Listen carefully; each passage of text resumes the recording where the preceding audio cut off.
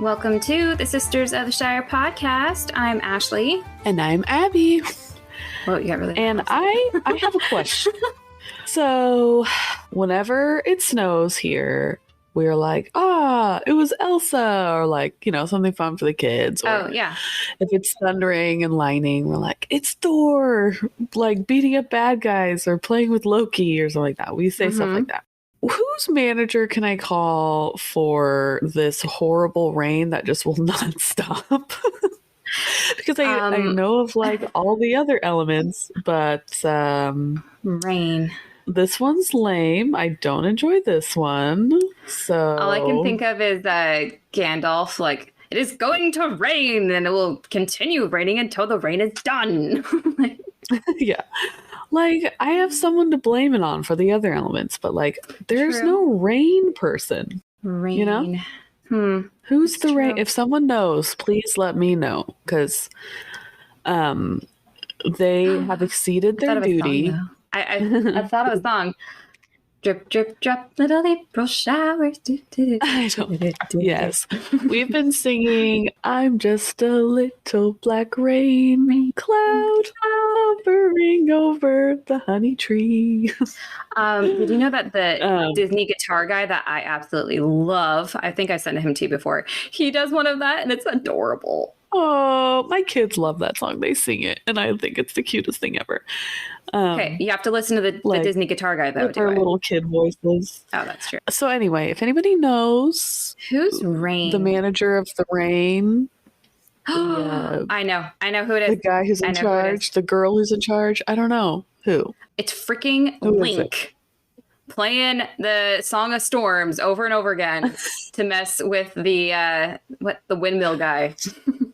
Dang it. Link, come on. By the way, if any of you are out there are fans of Zelda and that song, oh my gosh, this girl, she's like one of my heroes. Her name is Taylor Davis. She is an epic violin player, but she's also a huge nerd, which I absolutely love. And she has this awesome music video of her in full, I think she's in, it's not Link, it's Sheik? No. Sheik. The guy that shows up as it's Zelda in disguise, but he has another name. I think it's Sheik or something like that. I gotta look this up but now. She's in like full cosplay of him, and she's playing the violin, but it's like pouring rain, and it's so cool. Ooh. Sheikah? No, that's really gonna bother me. Sheik. Did you find it? It is Sheik. Okay. I think it just out of context, it sounds funny. Very chic, different chic. I don't want to get into the Zelda podcast, but I guess it's like while we're here, though. I guess it's like a faction, like a religion or something like that. Right. Is what that's why it's a sheik. That's why it's called that. Like, not the real world religion of a sheik. I know that's a real thing, but this one's called like a Sheikah. Okay, I was right with the sheik thing. The type of thing that he's impersonating. Okay. Anyway. Not crazy. Well, just an update. I finally got to see the Mario movie. Yay! Did you love it? I loved it. My favorite part, and this isn't a spoiler exactly, but there's a Bowser cringe scene, and I'm sure you guys all know which it is if you've seen it. And I turned to Lizzie, and she literally face palms. Totally unprompted. Was it Bowser? The song? Yeah, it was the song, yeah. I love that song. Have you seen every morning videos that Jack Black put out for it? No, I should find that for Lizzie, because we've been listening to it like almost every morning on the way to school. He like dances and he's like dressed up, and it's pretty good. That's amazing. Okay. Hey, through all my years of Marvel fandom, I'm a huge Marvel person, huge Marvel Cinematic Universe as well. All my years of going to those movies, I should have learned. I did not stay for after the credits. Did you stay for after the credits? Because there was something after credits. Lizzie was so excited by what came after the credits. I didn't. I know. I left too early. Did you watch it later? I saw it later. I saw it later, but I was so mad in the beginning because I was like, "What the? Where is he? Where is he?" Yeah. And so I feel justified. I feel the justice is achieved for that character. I was asking Lizzie as we were leaving, I'm like, what was your favorite part? And she's like, the one with Yoshi. I'm like, Yoshi was in there for like 2 seconds. What are you talking about? That was your favorite part of the whole movie, was that tiny scene with Yoshi? Yeah. And what's funny is Yoshi's my character when we play together, and Princess Peach, of course, is hers. And so I was surprised there wasn't like when she, kicks butt or when she, blah, blah, blah. Yeah. No. The one tiny Yoshi scene. Bless you. No, but it was so good. I loved it so much. Plus, I also love like the music was so how good. everything looked like fun. Yeah. Like, I was like, man, I want to either go home and play Mario, or I want to be Mario and go like jump on everything. Like it just looked very like a world that looks so fun to be in. I'm like, oh yeah. And I'm like, bright colors. You just need to go. You just need to go play around in your city's drain pipes. Apparently, I know. My husband and I had the $1 million idea of doing one of those American Ninja Warrior gyms, right? But it's Mario themed. Oh yeah. So you have to like be the way to do it. Jump on platforms and those foam things you have to jump over are like those fire ones, the fireball, twirly ones, and and like the foam pit is just like all the Mario blocks. It's all in my brain. Everything's bright and colorful. And our other $1 million idea for that was TM, copyright. If anybody steals this, yes, I said it here first. Is you have like a magic band, like Disney Magic Band. They have the map Super Mario World in California too. But it's like a pedometer thing, so you have to work out and it like raises up your points. And then you can like hit special blocks, so you have to do certain things to like unlock stuff to hit special blocks, which they kind of do in Super Mario World in California. But then you add it on to your band, and then you see your score at the end of the gate, at the end of the time, like at the end of it. Yeah. Or it could earn you a power up. You can only use that block if you have so many points. Yeah. I like it. Or you can do like firepower, stuff like that. I know. Anyway, that was my $1 million idea. Copyright. TM. Mine. TM. I love it. Anyway, I'm so glad you loved it. I loved it so much. My son, he doesn't listen to this, so he won't be too embarrassed that I say it, but he did cry in it. He is a very big Mario fan, and he cried with Baby Luigi and Baby Mario, that part. Oh, yeah. I know, yeah. I could see that. It got to his little sensitive heart. Yeah. So. Nothing wrong with crying. Yeah. Emotions are good. Speaking of crying. Yeah. You told me. You told me before we started that you're like, well, this one's going to be a little shorter, but it's going to be real sad. So buckle up. And I already told Ashley, we're both highly emotional today, both of us. So we'll see how this goes. This can only end in tears. Yeah. Okay, so how much do you remember of... Dang it, what's that from? Really? I'm not moving forward until you figure that out. It's one of our favorite movies. This can only end in tears. Is it Anastasia? It is Anastasia. Can I say? Can we not be friends anymore? You have to deal with the accent. That's how I got it. It was the accent. Yeah. Okay. So how much do you remember of last week? The horrible story of last week, you mean? Yeah, that one. That Turin finally found his sister, but she didn't remember who he was. And so they ended up getting married and having a baby, or she was pregnant. And then he went to go fight the dragon because he was done with the dragon ruining everybody's lives. And he's Turin. He has to do it. Yes. And he's like, I'm going to go beat this dragon. And she's like, no, please don't do that. You'll never come back. And then he's like, well, Good. Bye. Yeah. Which I would be so mad if my husband did that if I was pregnant, and then he's like, "Well, I'm gonna go face this danger for no reason." Like, by myself. and then I just thought of this. He had all the resources of the one person who could have helped and actually been a really good help. Thingol could have like had a huge army help him. Thingol wouldn't help anyone else, but he would have helped Turin. But no, he had to do it all by himself. But remember, Turin is like, nobody understands me. Nobody understands me. I'm a loner, Dottie, a rebel. But what's funny is I don't even know how Tolkien portrays this in this way, but you just automatically get the sense that he's doing it by himself because it's not that he's like cocky. It's like, I'm the only one who can, you know. But if anyone else had done this, it would be like, oh, wow, how brave of him to like sacrifice himself. But like, no, with Turin, you're just like, I don't know. Again, it hits really? Yeah. Again, yeah. You're fed up with him. Yeah, exactly. Yeah.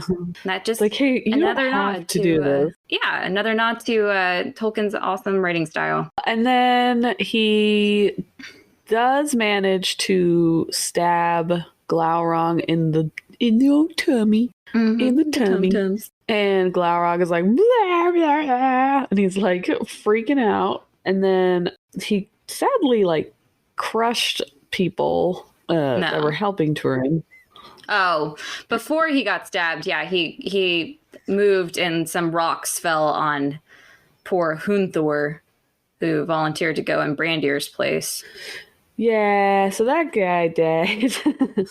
So yeah, Hunthor died. That guy died, and then his sister wife somehow, how did she get there? She like...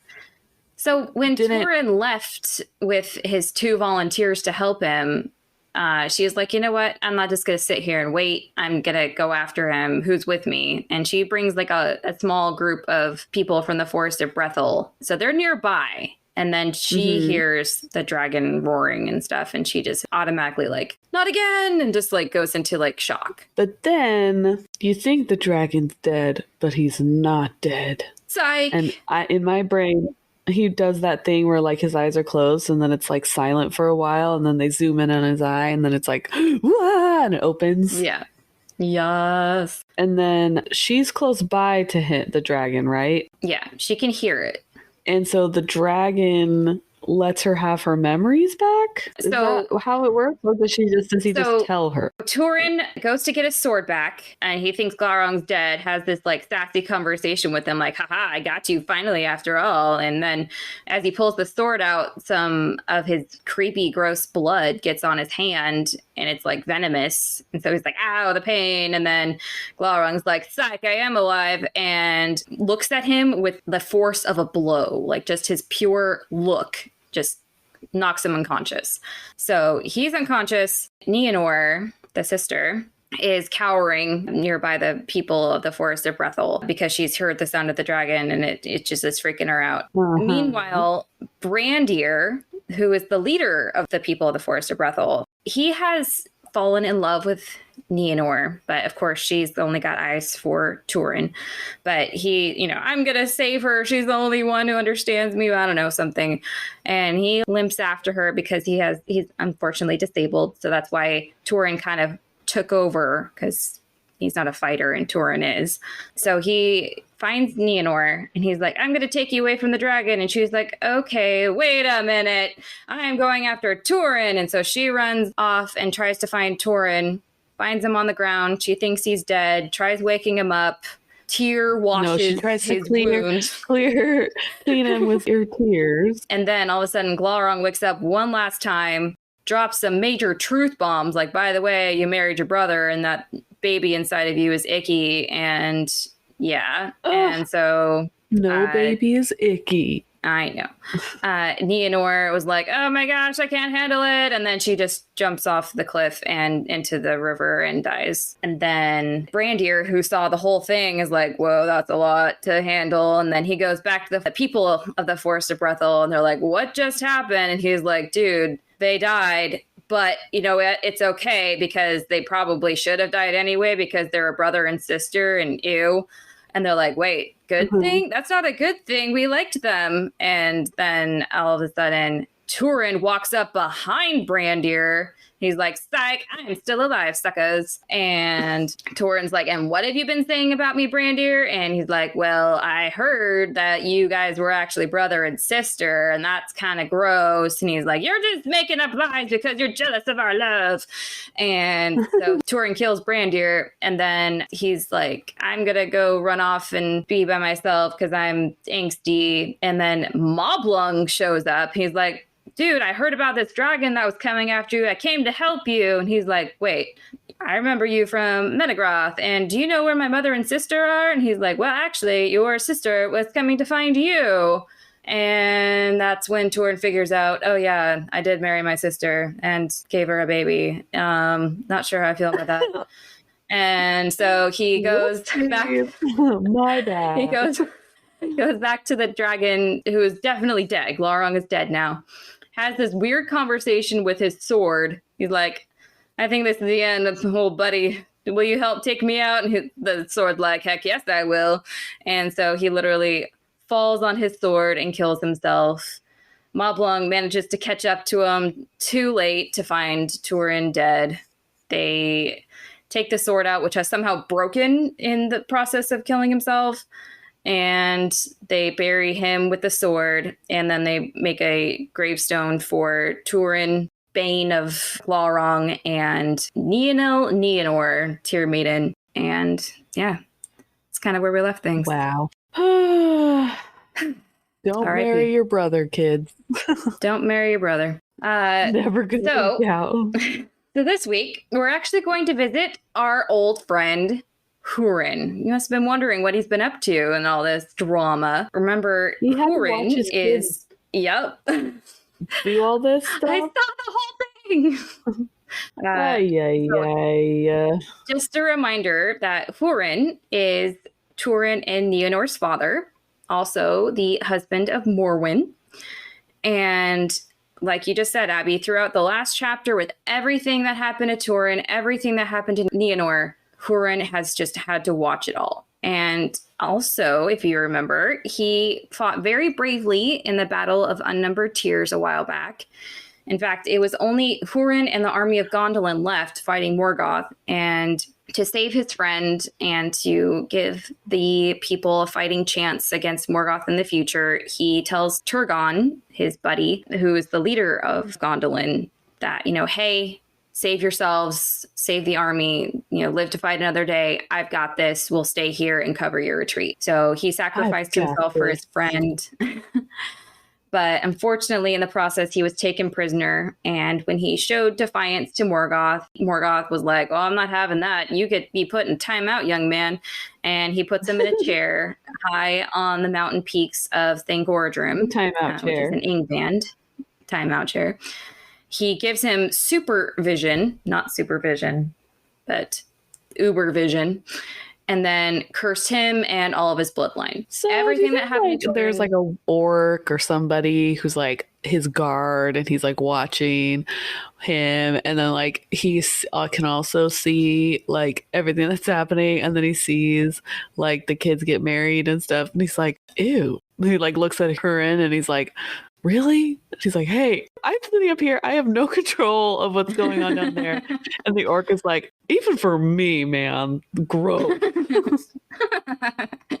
I imagine, I don't know why I always think of it like a TV show. So there's also couches up there, I imagine. And then every once in a while, if the orcs do something good, they're allowed to get up there with Hurin and like have popcorn and be like, so what's on the Children of Hurin show today?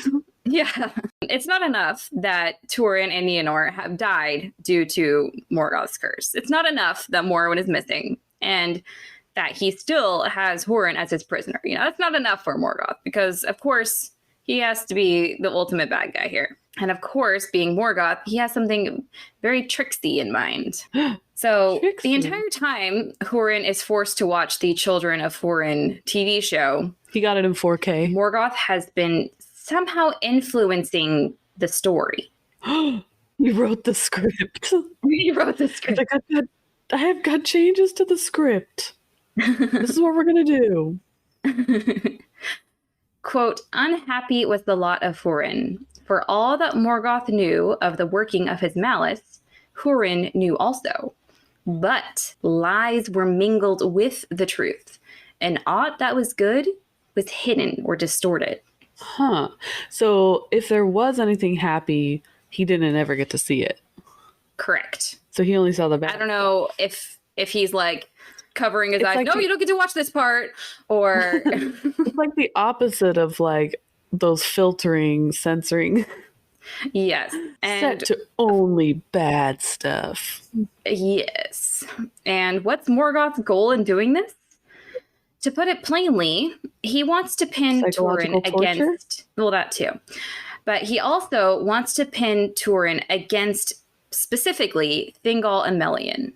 Because Morgoth does not like them. He hates them. And mainly because he's afraid of them. They've had this safe kingdom this whole time that he hasn't been able to touch. He doesn't know where it is. Melian's pretty powerful. He's kind of scared of her. He just is angry that he can't, get rid of this problem. So, of course, he's going to pin Hurin against Thingol and Melian. So he knows that his family is like connected to them somehow. Yes, he was able to see that. Okay. So he would, in a sense, be like, okay, they're the ones kind of orchestrating everything. Yes. And we are not going to find out this episode how that plays out, but you'll understand more next episode how Morgoth pulling the strings and, choosing what Hurin sees with Thingol and Melian really could look bad if you only saw certain parts. Out of context. Yes. Okay. So when he decides the time is right, Morgoth decides to release Hurin as his prisoner. Okay. For funsies? Just for funsies. Quote, and he feigned that on good behavior.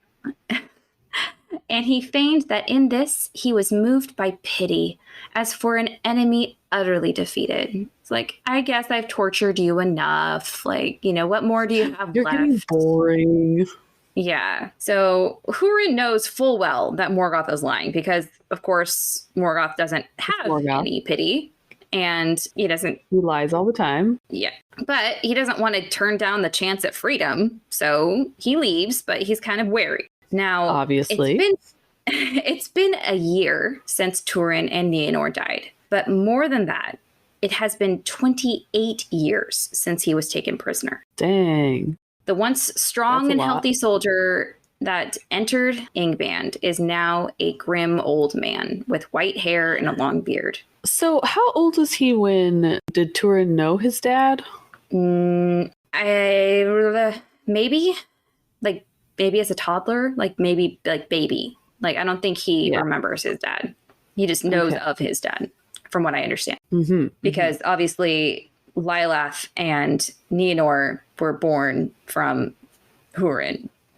There wasn't another dad involved, so somehow he had to, be there. Plant that seed before, leaving for war. So, anyways, the first place Hurin goes to with his freedom is Hithlum, which is near his old home of Dorloman. But he doesn't find much there. It's kind of a really random move to go there.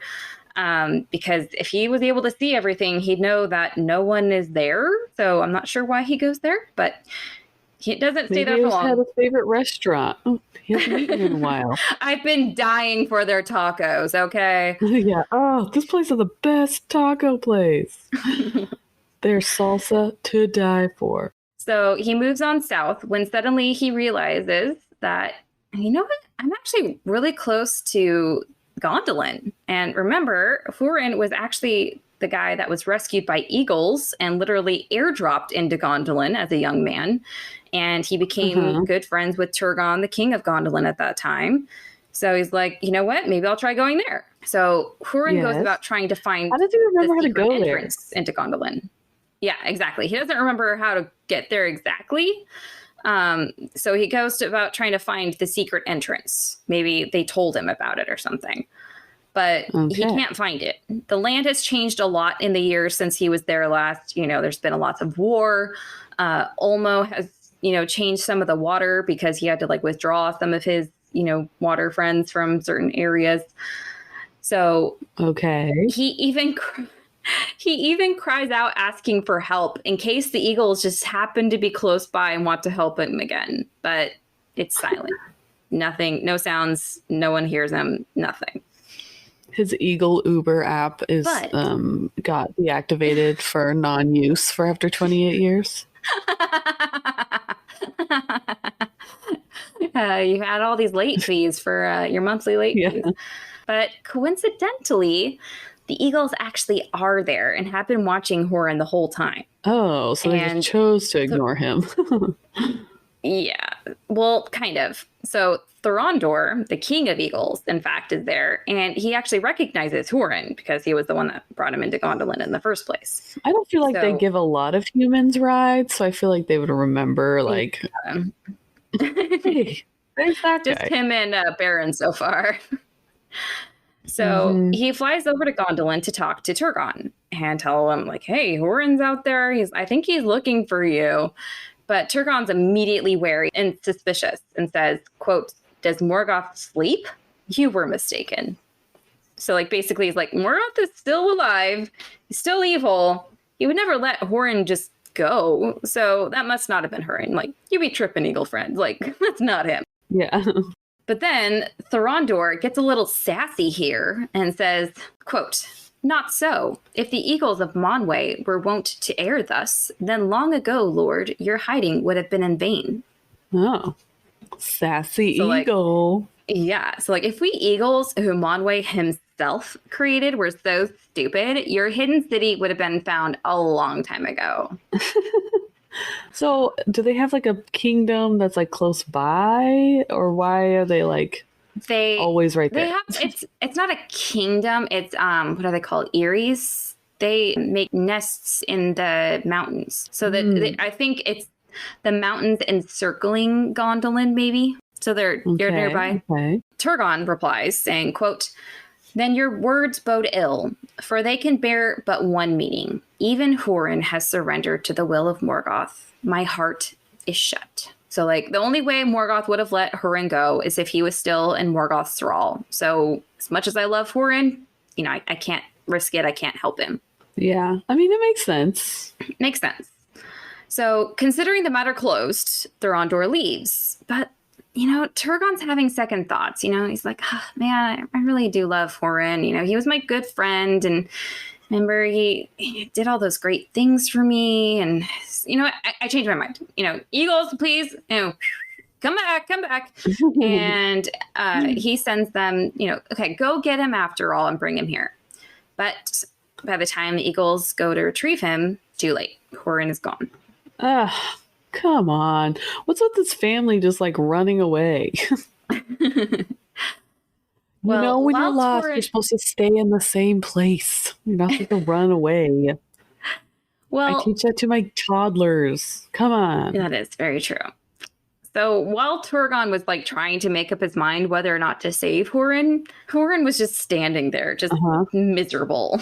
Quote, for Hurin stood in despair. Then he cried aloud in the wilderness, heedless of any ears, and he cursed the pitiless land. And standing at last upon a high rock, he looked towards Gondolin and called in a great voice, Turgon! Turgon! Remember the fen of Serek? Oh, Turgon, will you not hear in your hidden halls? And as he spoke, the sun went behind the mountains of shadows, and a darkness fell about him, and the wind ceased, and there was silence in the waste. So by the fen of Serek, Hurin is referring to the place where they parted in the Battle of Unnumbered Tears, the place where Hurin sacrificed himself for his friend, who's this friend that is now ignoring him. Like, it's so heartbreaking. Like, remember that time I saved you? Did that mean nothing to you? He just, like, closes his door, like, I gotta go. What? I can't quite hear you. You're coming in bad. I'm in a tunnel. Yeah. But unfortunately, there was someone who heard Hurin yelling to Turgon. And that would be the servants of Morgoth. Because, of course, Oh. it would make sense that they were trailing him, just kind of keeping an eye on him, where they would go and where he would go and who he would see. You know, they immediately reported back to Morgoth what happened. And boy, oh boy, was he happy. But I thought he just let him go. Well, yeah, but he let him go to see where he would go. Oh, and he let him right there. Uh-huh. Quote, and Morgoth smiled, for he knew now clearly in what region Turgon dwelt. Though because of the eagles, no spy of his could yet come within sight of the land behind the encircling mountains, which would be Gondolin. This was the first evil that the freedom of Hurin achieved. What? So this is so Morgoth, though. Like, he doesn't have to do anything. He just knew letting Hurin go, just keep some spies around him just to watch and see what he does. He would find out more than Hurin ever would have revealed under torture. Yeah. Dang it. He's so tricksy. Than this. I know. So after Hurin's heartbreaking moment yelling to Turgon, he falls into, quote, a heavy sleep of grief. Oh, sad.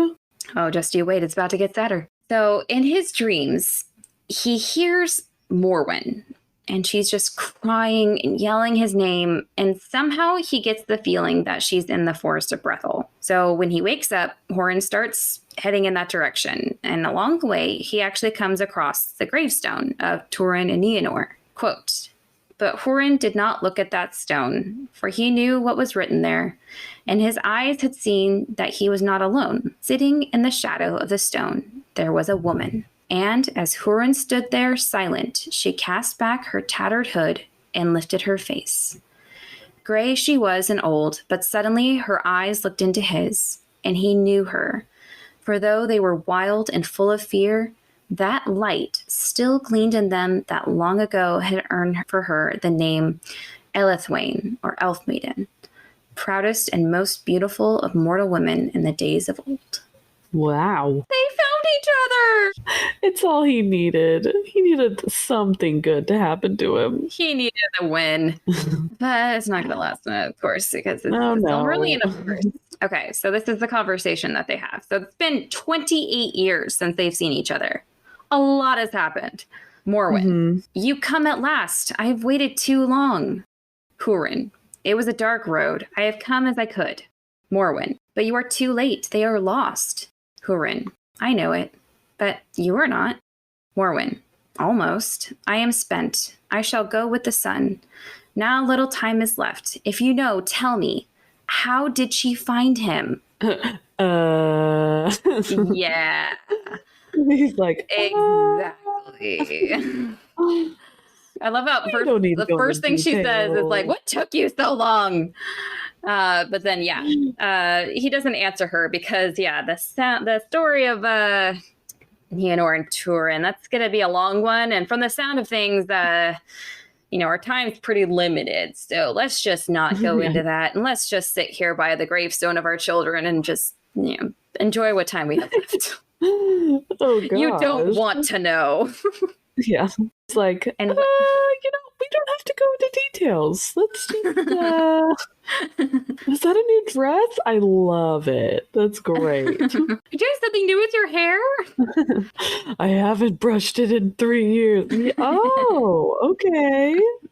It works for you. Yeah. Okay, quote.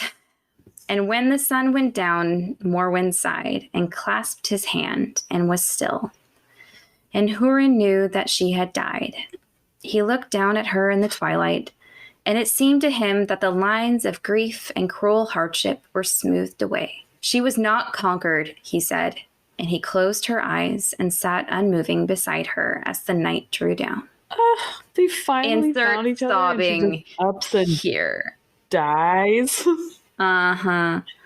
But what a final thing to say about such a strong and heroic woman. What an epic line to have, like, on a gravestone or, like, a necklace or a tattoo or something. Like, she was not conquered. Like, I love it. That's amazing. I love it. There's a lot of strong women in Tolkien works. No, I love it so much. So Hurin just sat there next to the roaring river that had claimed his daughter, sat there next to his dead wife, against the gravestone of his son. Quote, "But he heard no sound, and he saw nothing, and felt nothing, for his heart was stone within him. But there came a chill wind that drove sharp rain into his face, and he was roused, and anger rose in him like smoke, mastering reason, so that all his desire was to seek vengeance for his wrongs and for the wrongs of his kin, accruing in his anguish all those who ever had dealings with them." Oh, so he mad. He mad. He's going a bit out of order with the stages of grief. Usually anger is like one of the first things, and then you have grief. Depression. Okay, to each their own. But I do imagine that sitting in a chair for 28 years, not being able to do anything, has made him be like, okay, let's do this. Like, I'm a man of action now. Like, I can actually do something about it now. Yes. I mean, he's probably grieved the whole time he was over there. So maybe he's hit the anger stage. Yeah. So he buries Morwen next to the grave of his son, and on the stone he puts, quote, "Here lies also Morwen Elethwain." Well, at least they're together. Mm-hmm. And not in some random grave. That seems to be the common theme in this, that like if you're super cool, you get to just die alone and no one knows where you are. Well, that's actually the cool thing about this gravesite, is because later it's foretold by a seer in the Forest of Brethel that this gravestone, which is later called, quote, "the stone of the hapless," and just in case you want to know what the word hapless means, among the many synonyms are unfortunate, unlucky, cursed, doomed, jinxed, etc. Oh, yeah, that sounds nice. But this gravestone would never be ruined by Morgoth, or in fact by anyone or anything. Like, even if the sea were to drown all the land, the stone of the hapless would stand. Whoa, just by magic, or I don't know. Okay, cool. So that's actually where I'm going to leave you today, with the sad. Yeah. I told you more it'd be short. gravestones. Well, is there something happy that's going to happen at all in any future part of this book? No. Cool. Love the tone.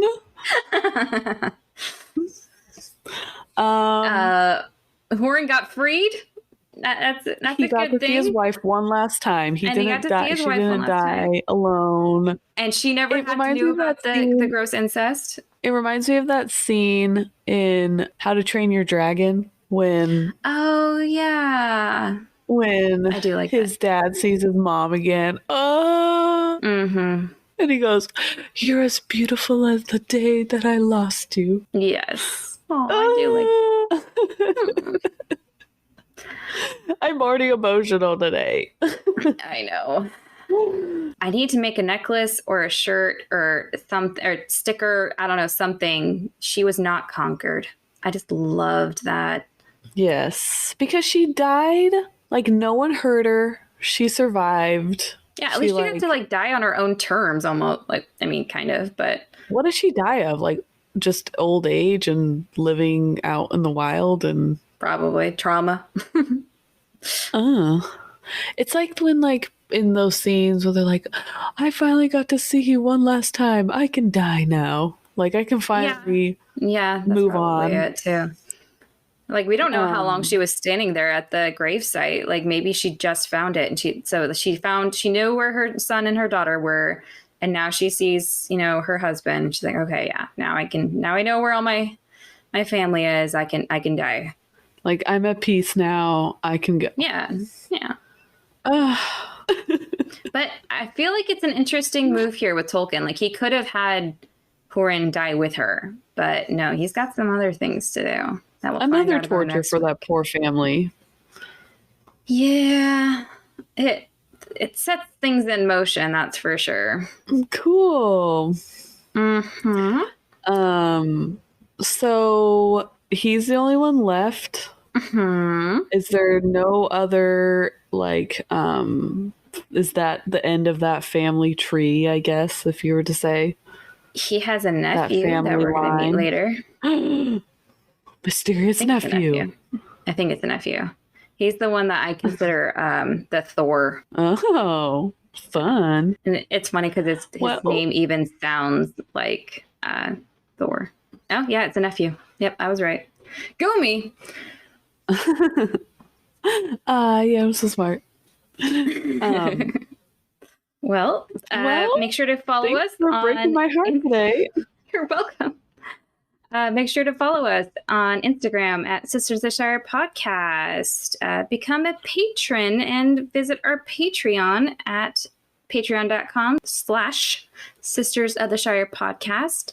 Please rate us on whatever platform you listen to your favorite podcasts on. I do want to say that we received a very, very nice message on Instagram from a guy who I figured out is our Israel listener. That's cool. Yeah. Well, we loved your message. Thank you. Yeah, it made week. My day. It did. And I don't know if he has friends or if he just is a strong listener, because Israel is now at 1%. That's a big deal. Uh-huh. That's a big deal. And Belgium overtook Slovenia. Slovenia went down. So Belgium won. They did it. Like we said, this is the only time that we conquering of other countries. This is the only time we'll allow it. All right, Canada and Belgium, you guys are on to get Sweden or the UK. I know you can do it. Get them. Get them. Well, thank you for listening, everybody. Continue to talk to us on our Instagram. And I love that you guys answer my questions. It makes me feel like I'm actually like talking to people, not just the blank void. The blank void. If you guys have anything you want to share with us, we'll be happy to, if it's anything related to our podcast or stuff like that, we'd love to see it. And if you have any questions or nice feedback, emphasis comments. On the nice.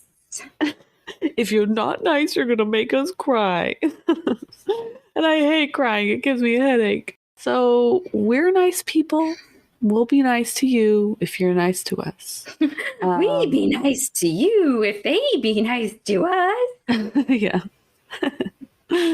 And tell us if you're going to go to your town's 20th re-release of Return of the King. Oh, yeah.